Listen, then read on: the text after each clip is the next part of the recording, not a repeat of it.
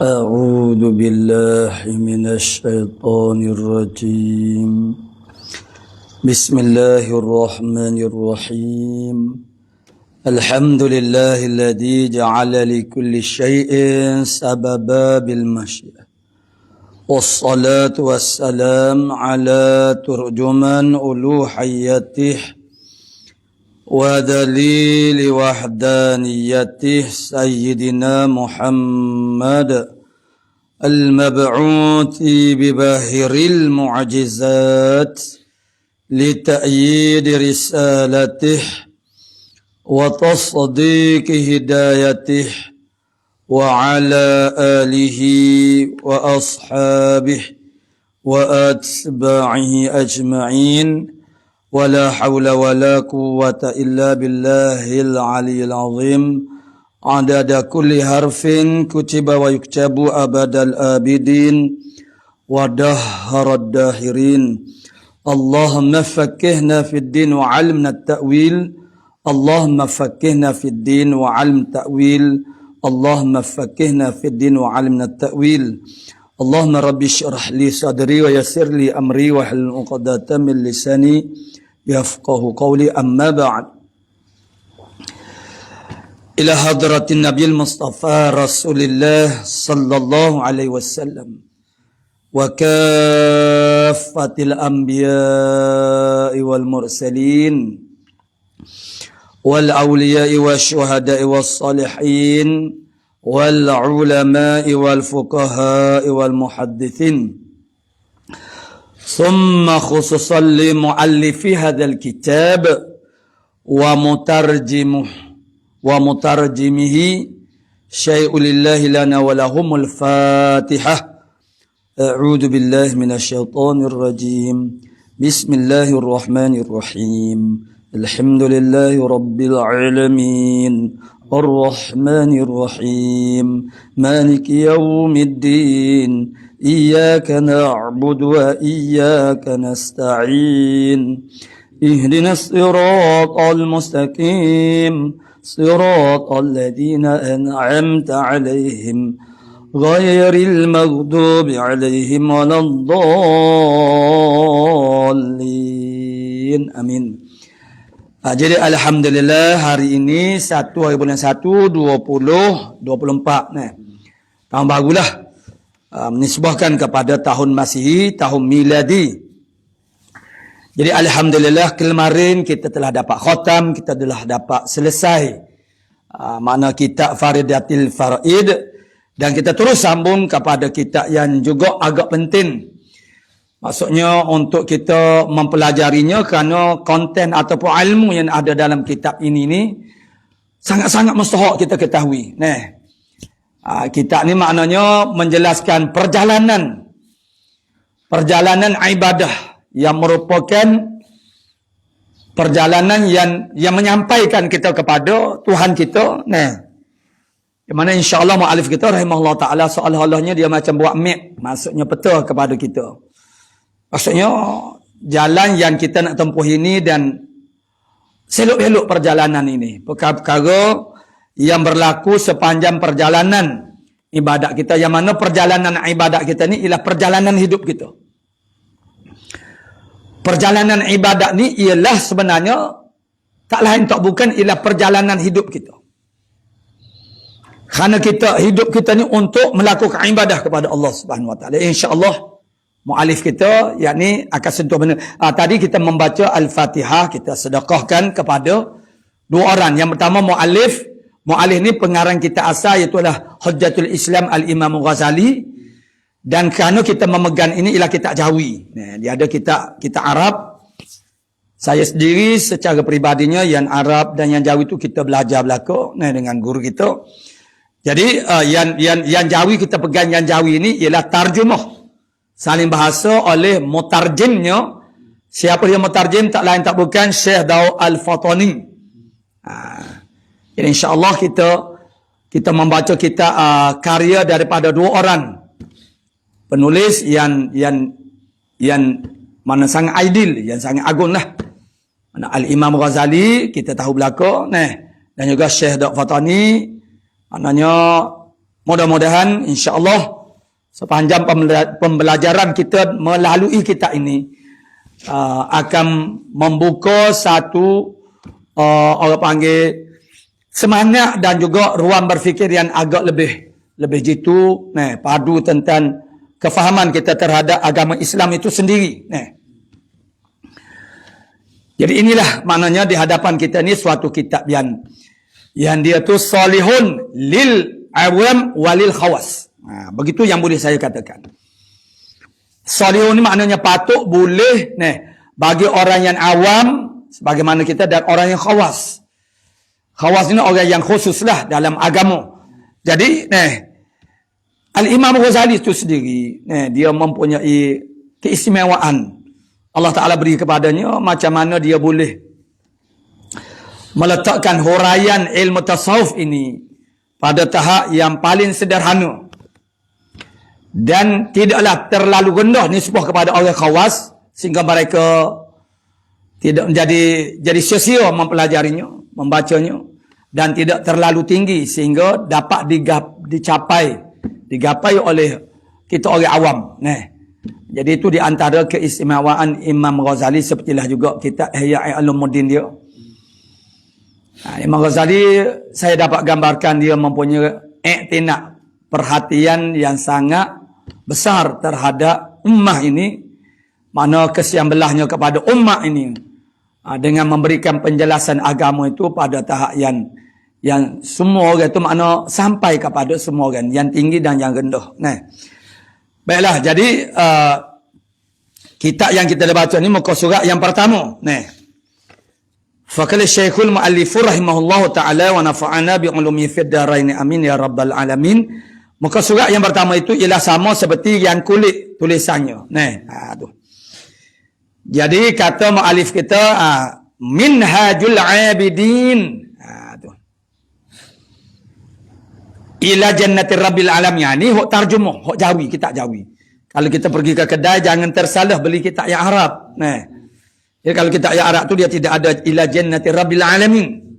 Itu tambahan daripada Syekh Dr. Fatani untuk membezakan yang asal dengan yang diterjemahkan oleh beliau. Jadi Minhajul Abidin kita kena takdirkan kalimat hadza ini. Ini itu maksudnya ialah yang akan datang ini. Daripada segala lafaznya, perkataan-perkataan dan juga makna-makna yang terkandung di dalam lafaz. Ini ialah Minhajul Abidin. Nama dia. Nama kitab yang kita nak baca ni Minhajul Abidin. Minhaj maknanya jalan yang sangat terang. Jalan yang terang. Tu tak berhajat kepada lampu dah. Jalan yang terang bagi orang-orang yang melakukan ibadat, ahli ibadat. Macam kita ni masuk dalam kategori al-abidin ke tidak, tu insya-Allah kita boleh nilailah. Makna hasil daripada kupasan-kupasan yang lagi akan datang di dalam kitab ini.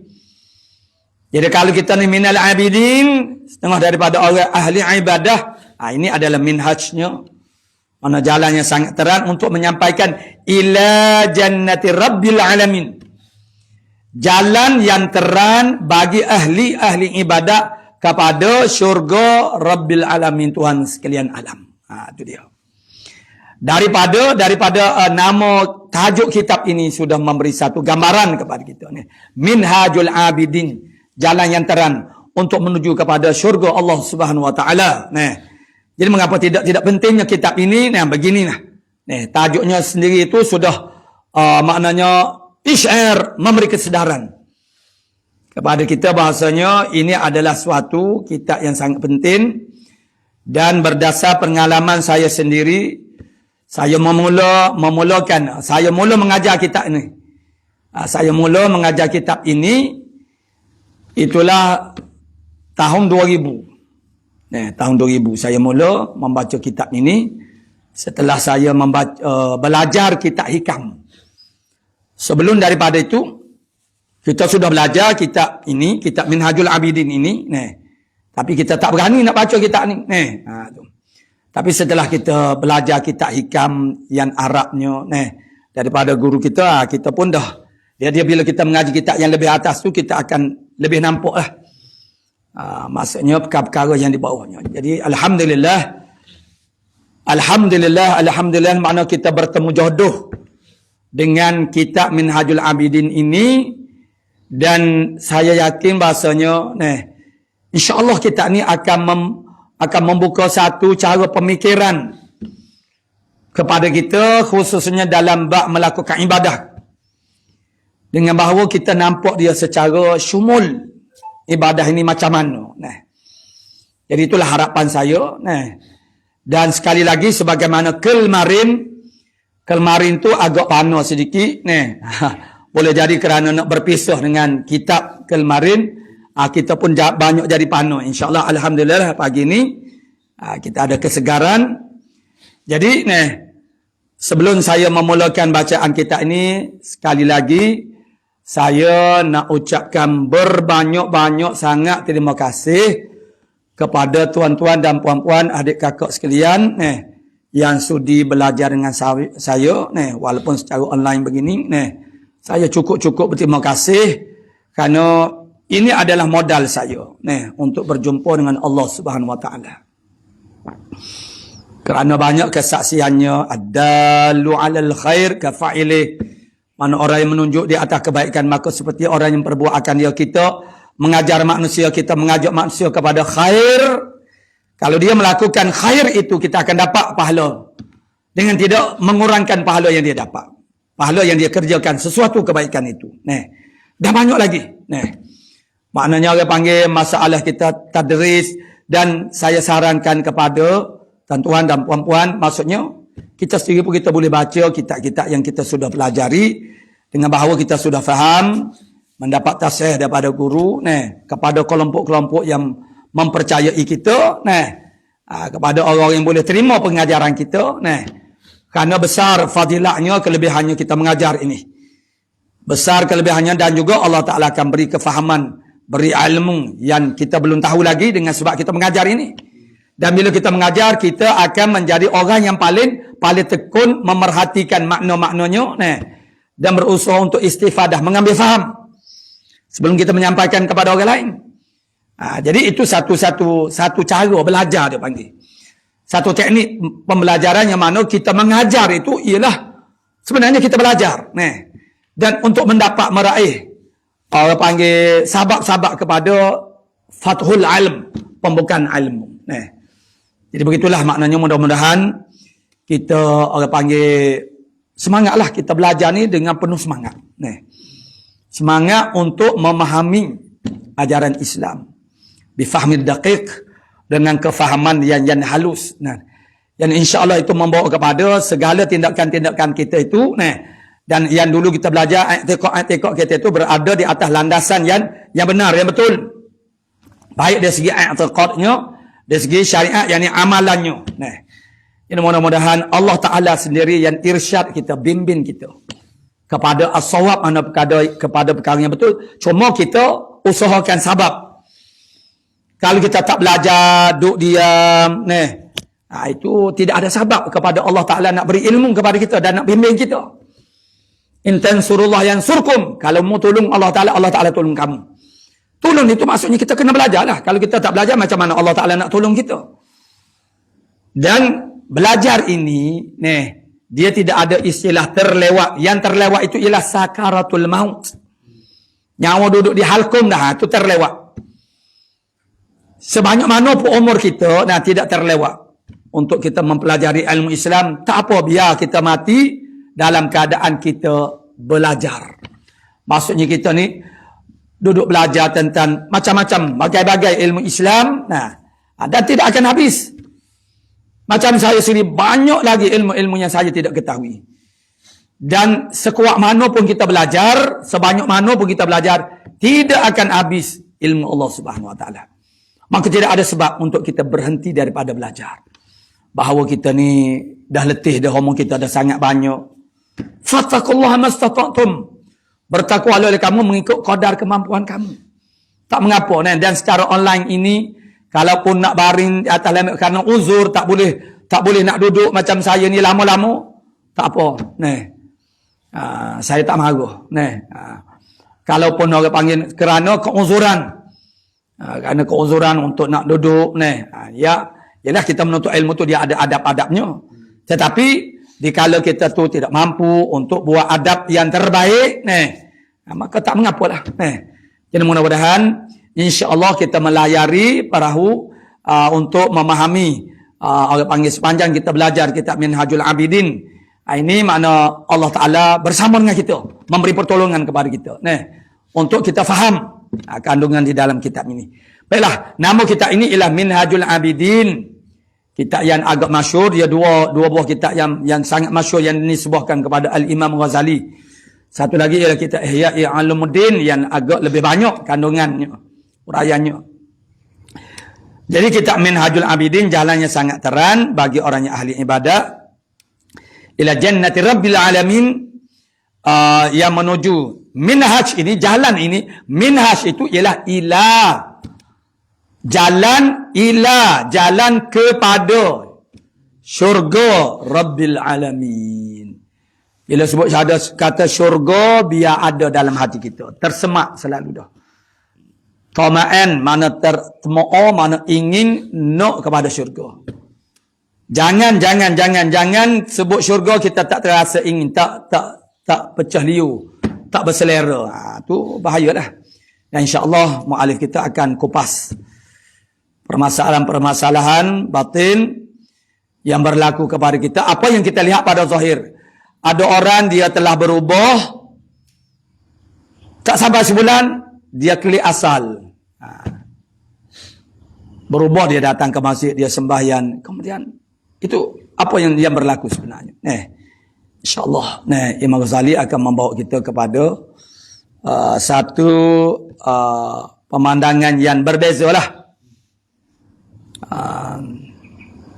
Pemandangan yang agak lebih mendalam dan sesuai. Maknanya yang agak lebih mendalam dengan keadaan sesuai untuk kita. Dan tidak terlalu rumit, sukar untuk kita memahaminya. Pada bicara tasawuf, yang mana kitab Minhajul Abidin ini ialah pada bicara tasawuf. Sebutan yang betulnya ialah tasawufun, tasawuf. Dah jadi tasawuf. Ataupun bahasa Kelantan dia jadi tasawuf.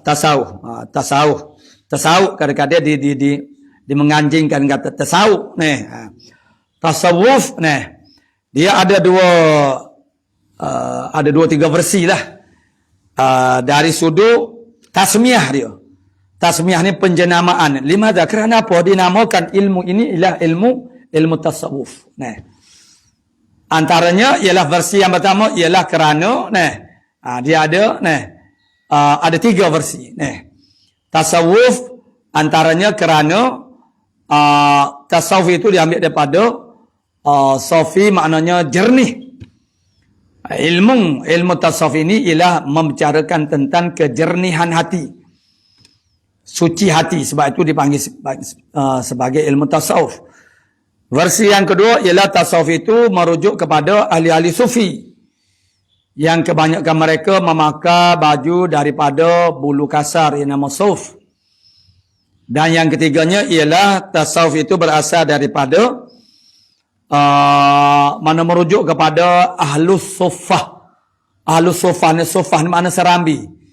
Ahli suffah. Di kalangan sahabat-sahabat Nabi ada satu golongan sahabat-sahabat Nabi dikenali sebagai ahlus suffah. Suffah ni serambi masjid. Mereka tak ada rumah tangga, mereka berpondok, memondok di masjid. Nabi apabila dapat wahyu, tepat yang mula-mula Nabi pergi ke masjid. Dan di masjid lah Nabi akan menyatakan turunnya wahyu sekian-sekian. Dan memang di masa itu telah bersedia dah pelajar-pelajar Nabi daripada kalangan ahlus suffah. Jadi ahlus suffah ini sifat mereka itu dengan zuhudnya, dengan waraknya. Maka itulah dinamakan ilmu ini ialah sebagai ilmu tasawuf. Dan kalau dengan lebih tepat laginya ialah ilmu tasawuf ni ilmu yang membicarakan tentang hati. Perkara-perkara ahwalul qalb, makna kelakuan-kelakuan hati yang baiknya dan yang buruknya. Yang berkaitan dengan hati dan ada qadar yang fardu ain daripadanya. Sebab itu kita kena belajar supaya kita tidak jadi zindik. Kalau kita berfiqh-fiqh saja, maknanya berfiqh-fiqh saja boleh jadi fasik.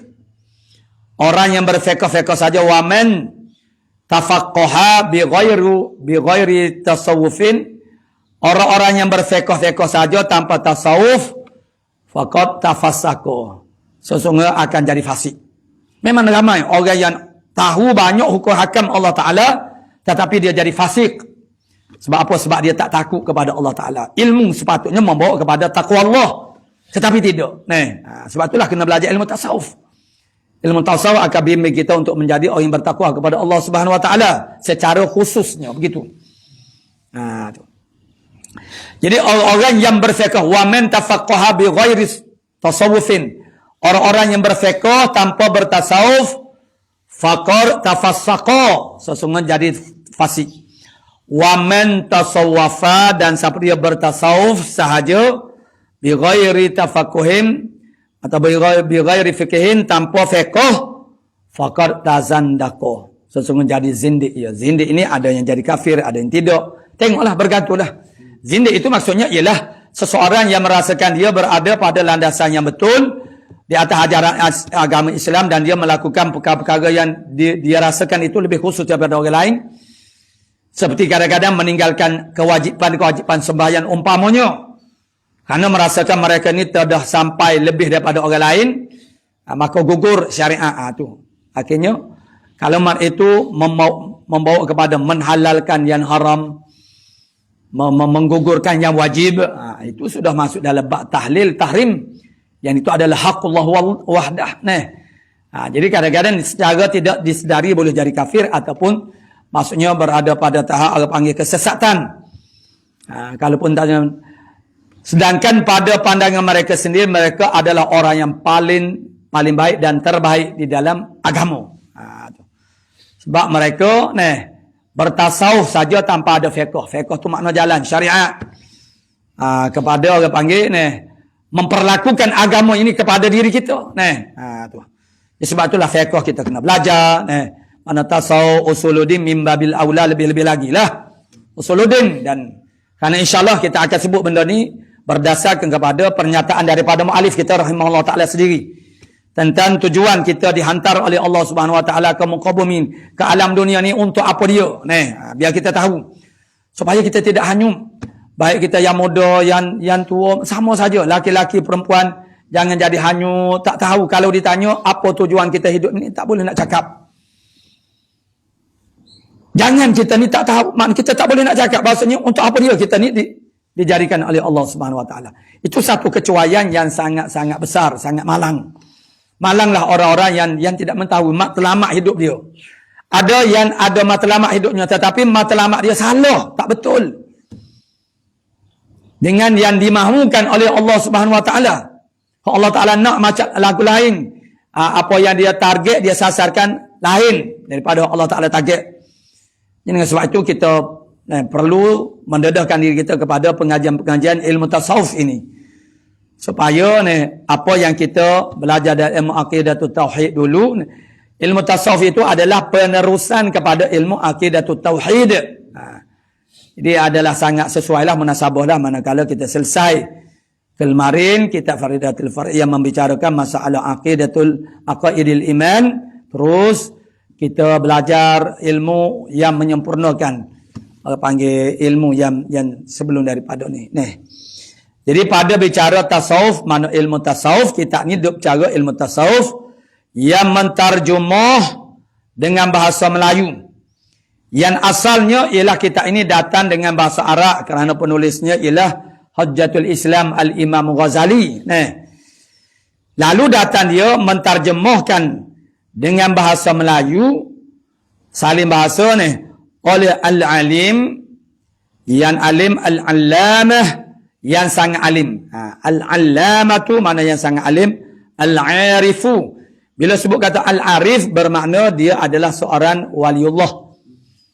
Bukan dia yang menggelarkan diri dia begitu, tetapi orang lain ramai-ramai menggelarkan dia waliullah.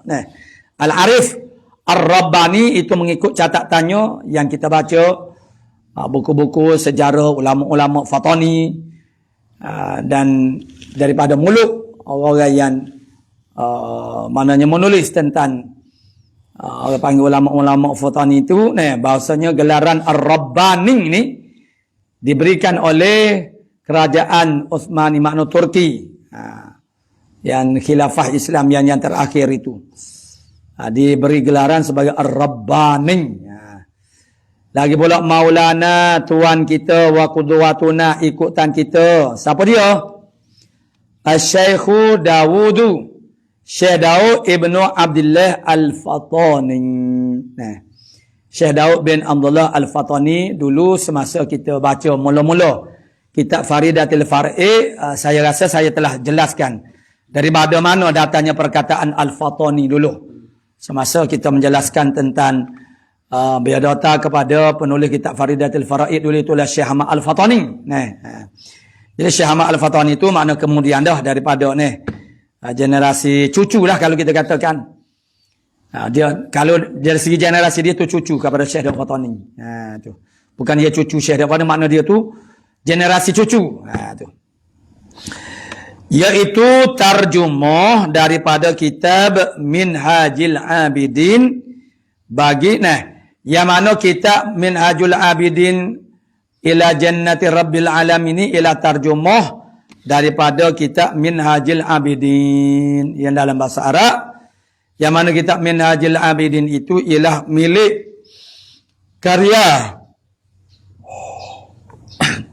bagi Hujjatil Islam, Hujjah Islam. Jadi Imam Ghazali ni dari segi zahirnya dia tu mendapat pangkat Hujjatil Islam, Hujjah Islam. Al-Ghazali tu gelaran dia.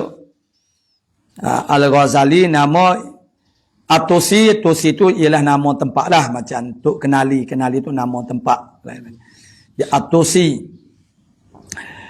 Jadi Imam Ghazali ni dia punya kunyah. Kunyah ni kalau Nabi kita Abul Qasim, Sayyidina Abul Hasan, tu dia panggil kunyah. Letak Abu di hadapan. Kemudian disandar kepada anak. Jadi Abul Qasim kalau Nabi. Jadi Imam Ghazali ini dia punya kunyah ialah Abul Hamid. Abul Hamid. Nama dia di dalam kad pengenalan, nama Imam Ghazali dalam kad pengenalannya insya-Allah akan disebut dalam terjemah itu Muhammad bin Muhammad bin Muhammad. Dia nama Muhammad, ayah dia nama Muhammad. Tok dia pun nama Muhammad. Taghammadahuma, mudah-mudahan taghammadahumullahu taala birahmatih. Mudah-mudahan Allah taala mengenyangkan keduanya. Siapa keduanya? Itulah muallif dengan mutarjim. Muallif itulah Hujjatul Islam Al-Imam Ghazali dan penterjemahnya ialah Syekh Daud Fatani. Mudah-mudahan mengenyangkan oleh Allah taala keduanya birahmatihi, dengan rahmatnya Allah taala. Jadi doa kita kepada Imam Ghazali dan juga Syekh Daud Fatani, mudah-mudahan Allah Ta'ala mengenyangkan mereka dengan rahmat.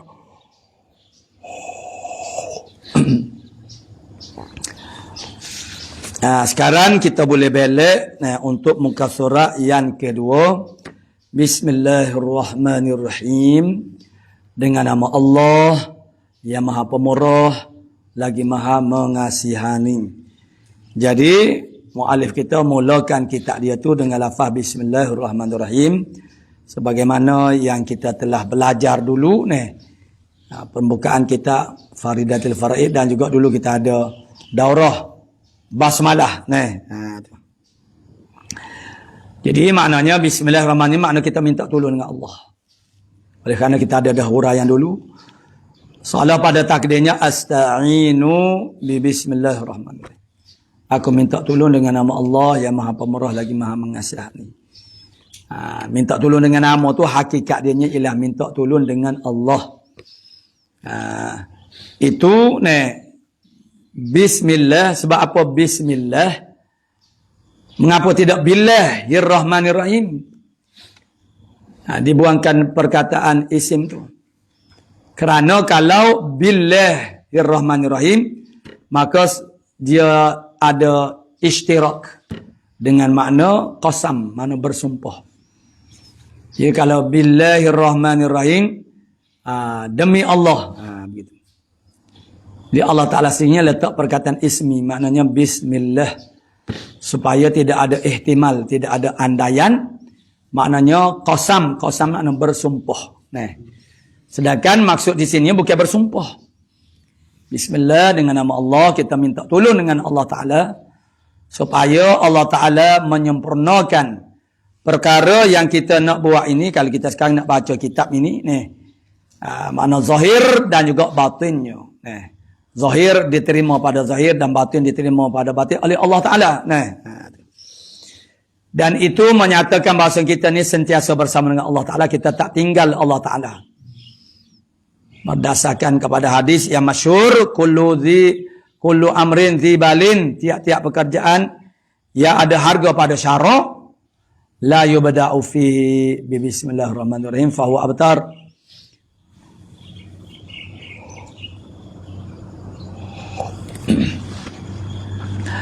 Mana-mana urusan yang ada harga pada syarak, dzibalin, yang ada harga pada syarak itu mana? Yang wajib dan juga yang sunat.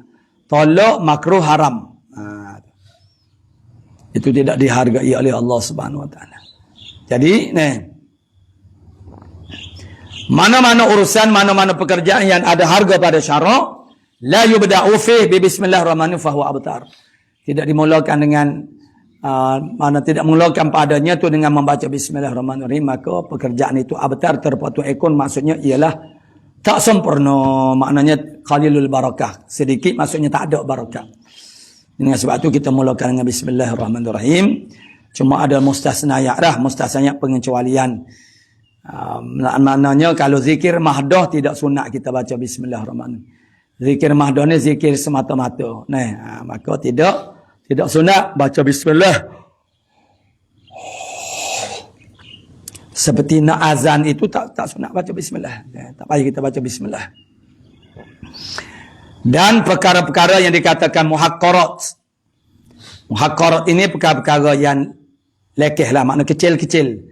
Seperti yang dibuat di dalam kitabnya, dibuat contoh di dalam kitabnya ialah mengikat tali kasut, umpam berludah. Jadi itu tak perlulah kita baca bismillah kerana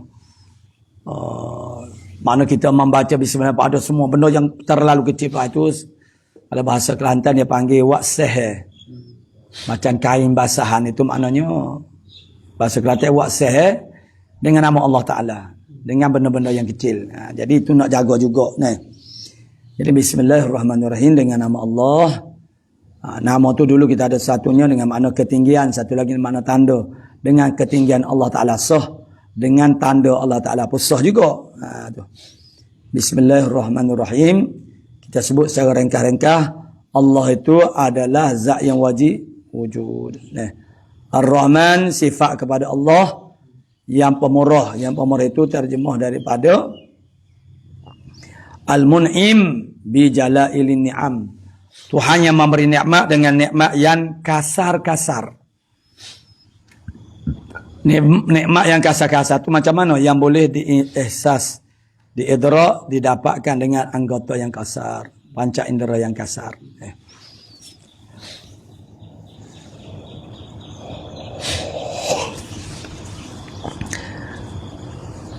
Ar-Rahim, lagi pula Ar-Rahim yang sangat kasih sayang, yakni Al-Mun'im bidaqaiqin ni'am, yang memberi nikmat dengan nikmat yang halus-halus. Qala alhamdulillahilladzi manaha lis-salikina biminhajil abidin. Itu ada terjemah dia dah. Jadi kumulai menterjemahkan kitab ini dengan nama Allah, itu terjemah kepada bismillahirrahmanirrahim. Jadi aku mulai abtadi'u. Tu kumulai maksudnya abtadi'u.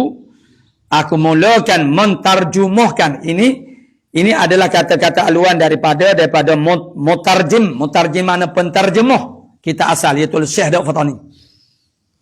Ini adalah ucapan daripada Syekh Daud Fatani.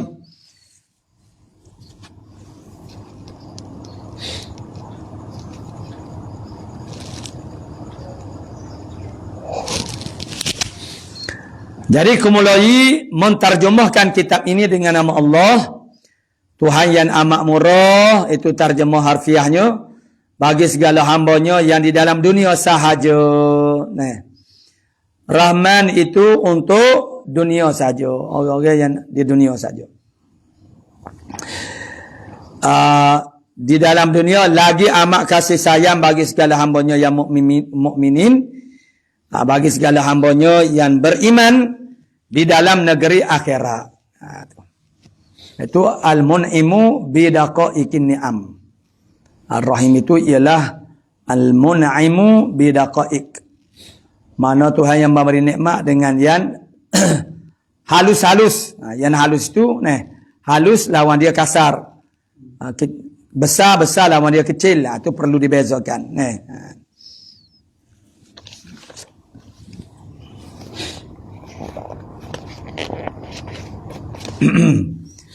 Jadi di dalam negeri akhirat khusus kepada orang beriman sahaja bermula segala puji, atau alhamdulillah, bermula segala puji. Semua puji-puji yang kalau kita nak kira dia punya afrad dia. Afrad butira makna juzuk-juzuk terlalu banyak, la tusuha wa in ta'uddu ni'matallahi la tusuha. Jadi kerana yang kita puji itu ialah dengan sebab kesempurnaan. Jadi kalau kamu nak dengan sebab nikmat kita puji. Jadi kalau kamu nak bilan nikmat Allah Taala, afraq dia tu, tak terbilan.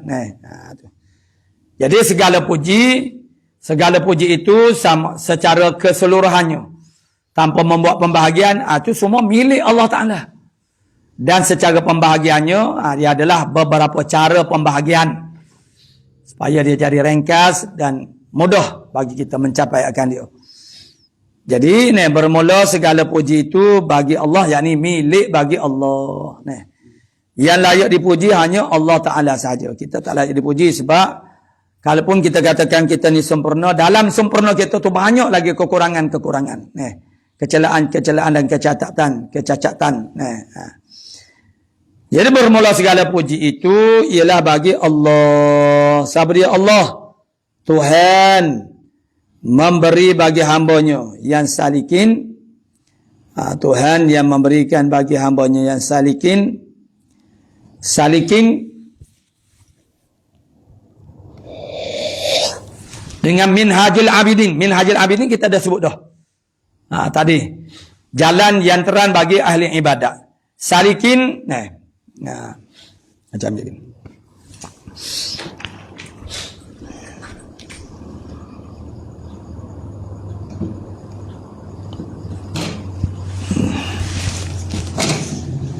Jadi perkataan yang akan digunakan untuk merujukkan murad dengan kata al-abidin ini. Nama kita Minhajul Abidin.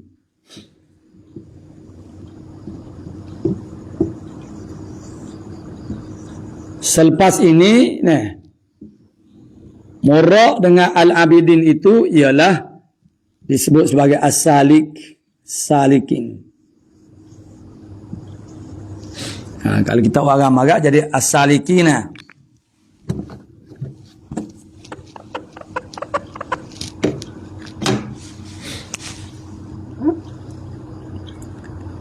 Jadi perkataan ini kita akan sentiasa sebutlah. Salikin. Dan juga disebut dia sebagai ar-rahilin. Rahil. Rahil ini yang kembara lah. Dan juga disebut sebagai ar-rahilin, rehlah. Kita bukan dia panggil rehlah. Orang melakukan rehlah. Satu lagi yang berjalan, as-sairin. Yang berjalan menuju kepada Allah Subhanahu Wa Taala. Tu. Jadi salik pun orang panggil, rahil, sair. Orang yang berjalan menuju kepada Allah Subhanahu Wa Taala. Jadi dia kata sekarang dia dah sebut dah bagi hambanya yang salikin. Yang salikin, salik itu makna berjalan. Salaka maknanya berjalan. Berjalan itu tak semestinya berjalan dengan kaki. Jadi berjalan, dan itulah yang diitlakkan kepada maksudnya Imam Ghazali akan menerangkan tentang perjalanan ibadah ini. Maka untuk memudahkan kita faham itu, dia kena adalah model, contoh orang yang berjalan itu. Yang berjalan melalui perjalanan ini. Maka orang yang berjalan melalui jalan ibadah ini dipanggil sebagai salik, dipanggil sebagai rahil, sebagai sair. Apabila sudah sampai kepada Allah Ta'ala, dia panggil al-wasiluna ilallah. Ini orang yang sampai.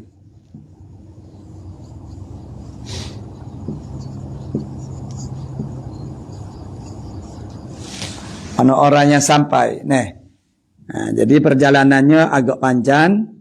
InsyaAllah kita akan berusaha untuk kita memahami cara perjalanan ibadah ini. Qala mu'allifur rahimahullah ta'ala. Jadi yang dalam kurungan itu ialah matan daripada Al-Imam Ghazali. Wa akramahum bi karamihi wa faidi rahmatih bi ihya'i ulumiddin. Dan dimuliakan mereka itu dengan anugerahnya Allah dan limpah rahmatnya Allah dengan ihya'i ulumiddin, kitab dia yang satu lagi.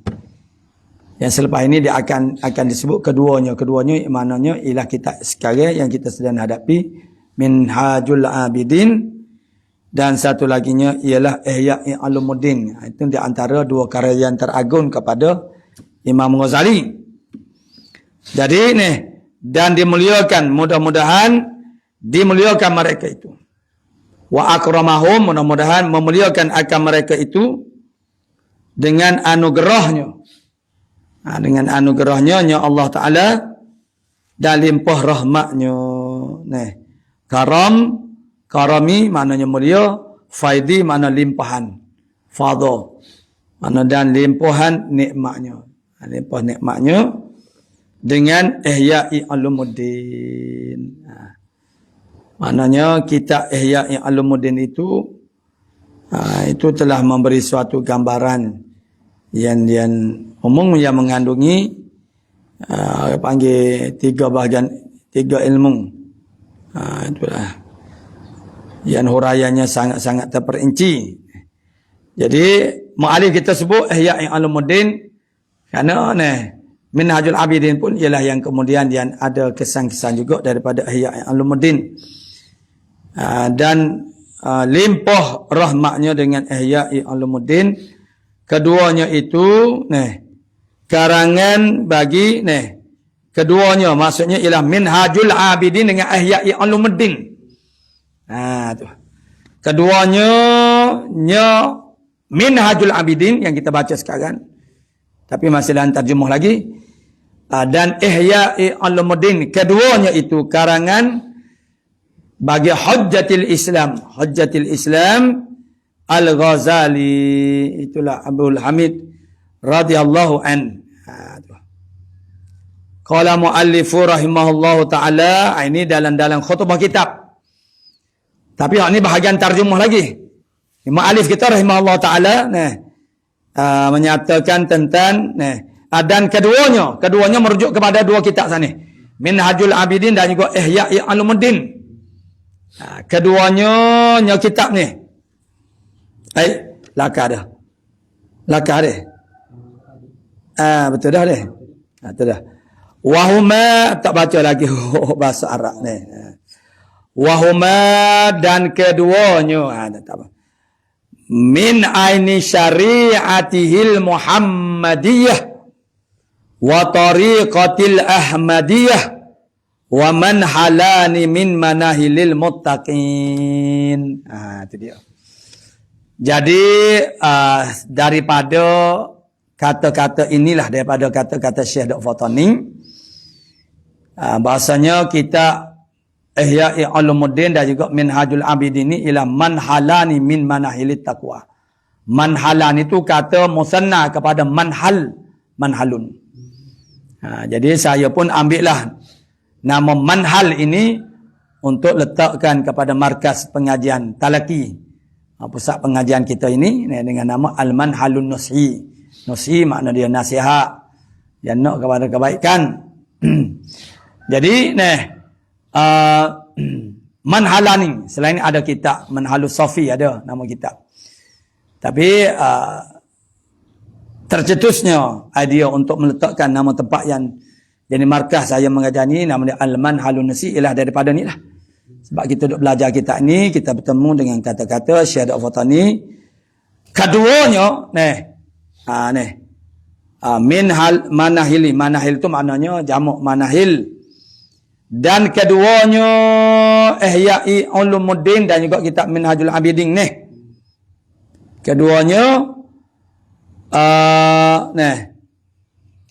setengah daripada ain syariat Muhammadiyah.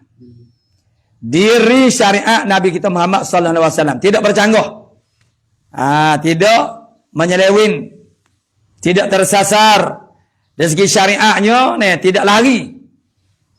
Baik kitab Minhajul Abidin, baik kitab Ihya'i Ulumuddin, tidak lari daripada dasar syariat Nabi kita Muhammad sallallahu alaihi wasallam. Karena ada tuduhan-tuduhan yang melulu. Ketika lahirnya dua kitab ini, khususnya Ihya'i Ulumuddin, ada tuduhan-tuduhan yang melampau dituduh kepada Imam Ghazali. Menulis sebuah kitab yang tidak ada asas dalam agama Islam, yang tidak dibawa oleh Nabi sallallahu alaihi wasallam. Jadi penegasan daripada mutarjim kita ialah Syekh Al-Fatani. Mutarjim makna ataupun tarjuman. Tarjuman pun panggil, mutarjim pun panggil. Tarjuman kitab Minhajul Abidin itulah Syekh Daud Fatani.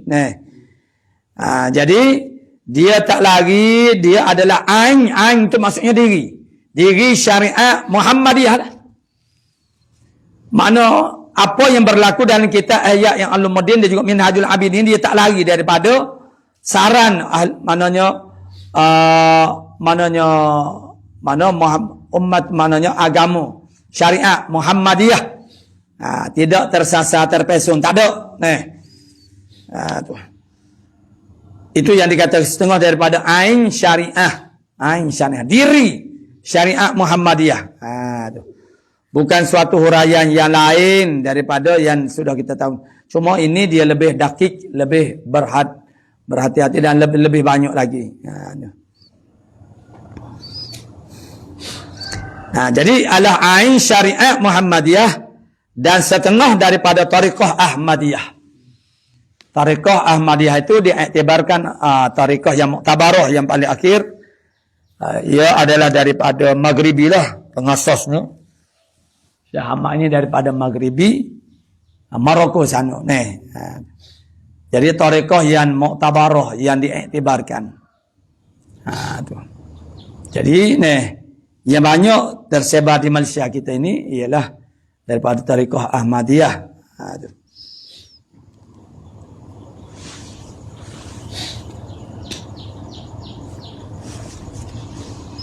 Jadi daripada setengah daripada tariqah Ahmadiyah. Kitab ni kitab Hujjatul Islam ini menanya dia tak adalah daripada tariqah Ahmadiyah kalau sudut tariqahnya. Dan keduanya itu Ihya'i Ulumuddin dan juga Minhajul Abidin perhentian manhalaning daripada beberapa perhentian orang yang muttaqin. Manhal itu asal makna ialah tempat berhenti minum air. Orang-orang zaman dulu dia minum air ataupun mengambil bekalan air. Bila dia dah berjalan satu jarak perjalanan yang jauh, dia berhenti. Itu dipanggil satu marhalah. Mereka ambil bekalan air. Tempat yang ada air lah.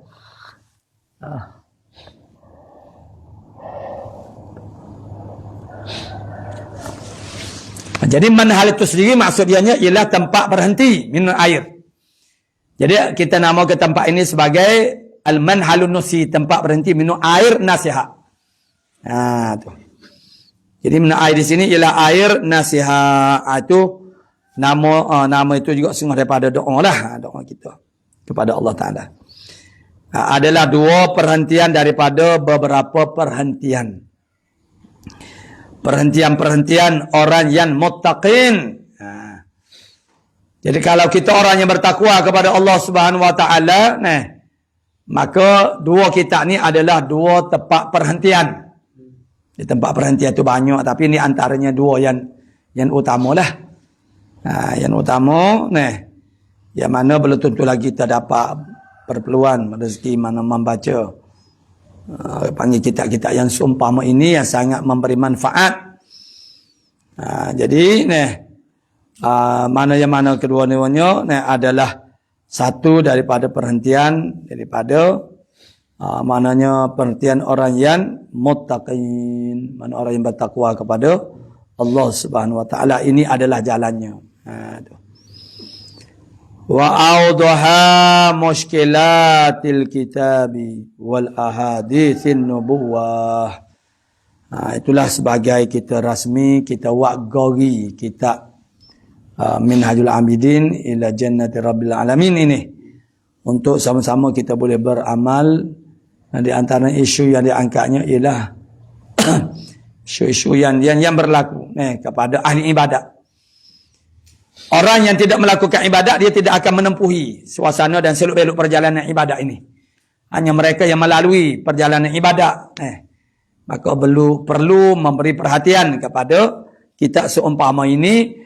Dan orang lain itu, apabila dalam kitab-kitab tasawuf jawi kita itu, mereka itu menggunakan istilah aqabah merujuk kepada kitab ni lah. Aqabah, ada beberapa aqabah yang mesti kita lepasi untuk sampai kepada Allah SWT. Jadi kita berhenti pada kata wa awdaha mushkilatil kitab ila akhir, wallah Subhanahu Wa Ta'ala alamu bis-shawab. A'udzu billahi minasyaitonir rajim. Alhamdulillah rabbil alamin wassalatu wassalam ala asyrafil anbiya'i wal mursalin wa ala alihi washabihi. Allahumma taqabbal minna innaka antat tawwab. Allahumma inna batal mukhbitin wa syukur.